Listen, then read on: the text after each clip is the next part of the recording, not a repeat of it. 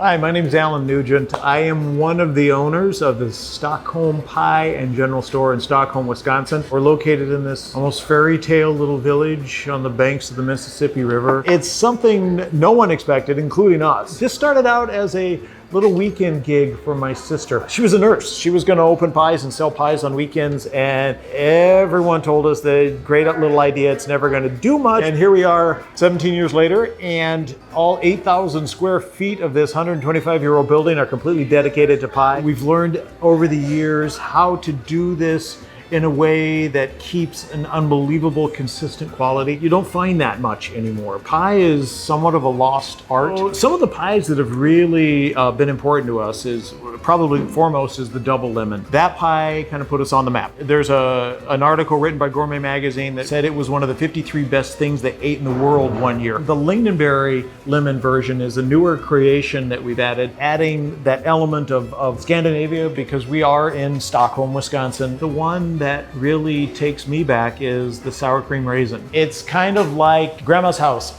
Christmas. So a lot of people ask us what makes this pie so special. It comes down to doing everything. Everything is made from scratch right here. Every last thing that we do. To give you an idea of what it takes to make one of these pies, let's say an apple pie. All the apples are peeled by hand. They are cored, peeled, sliced by hand. Then they are placed into a handmade crust that did not come out of a machine. It didn't even have a mixer involved in it. Then they are baked to perfection, which is hours of time to get that baked to perfection. The time it takes to make an apple pie isn't a matter of minutes. It's not a matter of a can and a piece of crust thrown on top. We're talking 5 or 6 hours of work to make one pie. It is incredibly labor intensive. There's a sign right over here as you walk into the pie shop itself that says pie equals love. It's something that we all feel from our childhood, from our grandmas, from our mothers, whatever it might be.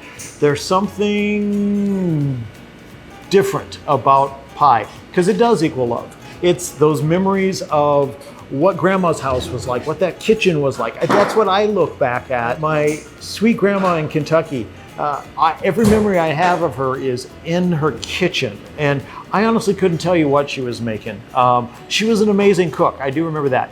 But all of this is somewhat evocative of what I remember of her and the feeling I get thinking about her. Food is therapy, food is medicine, food is comfort. So this is more than just a piece of pie. I think it's unconditional love in a tin. Looking back at growing up as a gay man in this country and what that meant as a child, especially in the era that I grew up, and to find a way to express unconditional love now is incredibly important. And making this place a place of absolute acceptance and absolute care for other people. We had a great business going here before COVID. It was wonderful. It was tons of fun. People were flocking, loving this.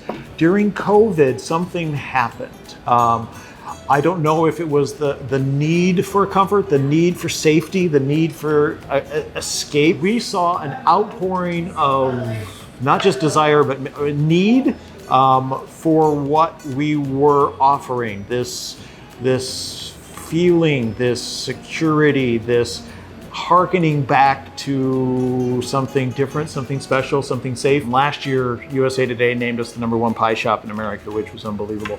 Also, about exactly the same time, we were invited onto goldbelly.com, which is where the most iconic foods in America are shipped all over the country. So we're shipping pies all over everywhere every week. We have been able to reimagine what this simple thing is. We've been able to help people understand that love is as simple as an act of kindness or an act of pie. We are hoping that we can help people everywhere across this country to get a taste of that unconditional love.